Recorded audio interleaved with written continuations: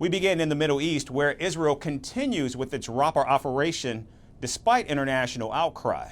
Israeli tanks were seen operating on the ground in the Gaza city, and the armored vehicles were seen near the downtown area in the heart of the city, as well as on the border with Egypt. Now, tensions between Israel and Cairo remain tense after an Egyptian soldier was killed by Israeli troops late Monday.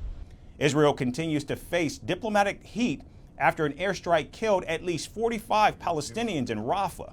Now, Prime Minister Netanyahu has launched an investigation into the airstrike, calling it a tragic mishap.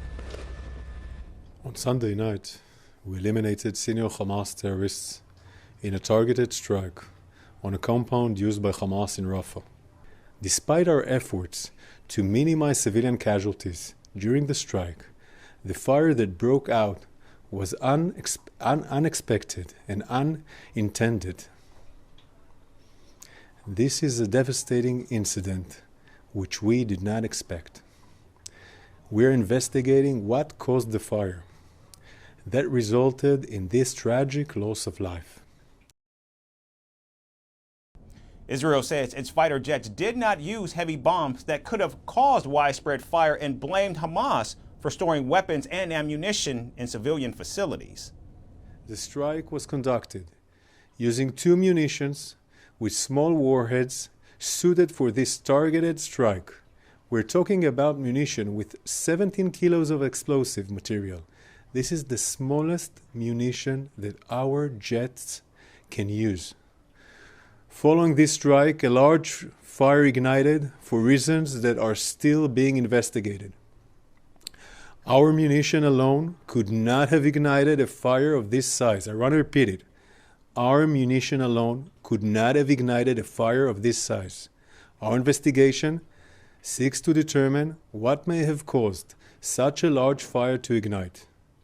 We are looking into all possibilities, including the option that weapons stored in a compound next to our target, which we did not know of, may have ignited as a result of the strike.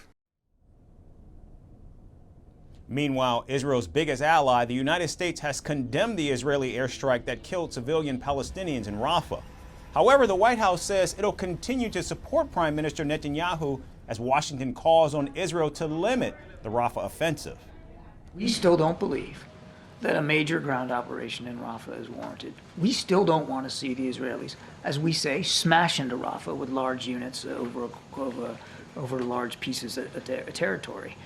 We still believe that, and we haven't seen that at this point. But we're going to be watching this, of course, very, very closely. As a result of this strike on Sunday, I have no policy changes to speak to. It just happened. Now, Palestinian authorities claim that Israel carried out another strike west of Rafah, killing at least 21 on Tuesday night. However, Israel's military has denied the allegations and clarified that it has not, in fact, carried out strikes in the region since Sunday. Still, Netanyahu's operation in Rafah is only getting bigger and bolder just days after the International Court of Justice demanded an end to the Israeli onslaught. However, the international outrage over Israel's action seems to be falling on deaf ears, as Prime Minister Netanyahu appears bent on inflicting maximum casualties regardless of the collateral damage. From impeachments to inaugurations, if it's a political story, we are on the scene.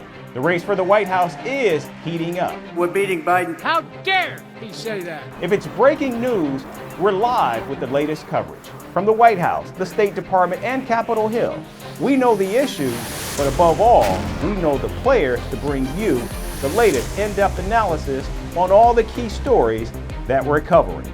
I'm Eric Ham. Join me from Washington here on Firstpost America.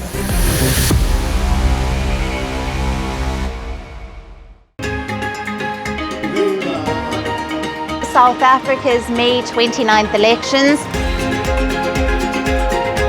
There was a start of change in the country. We are on the verge of history. I am standing here at the forefront of change, where voices echo the call for action. The nation grapples with an unemployment crisis.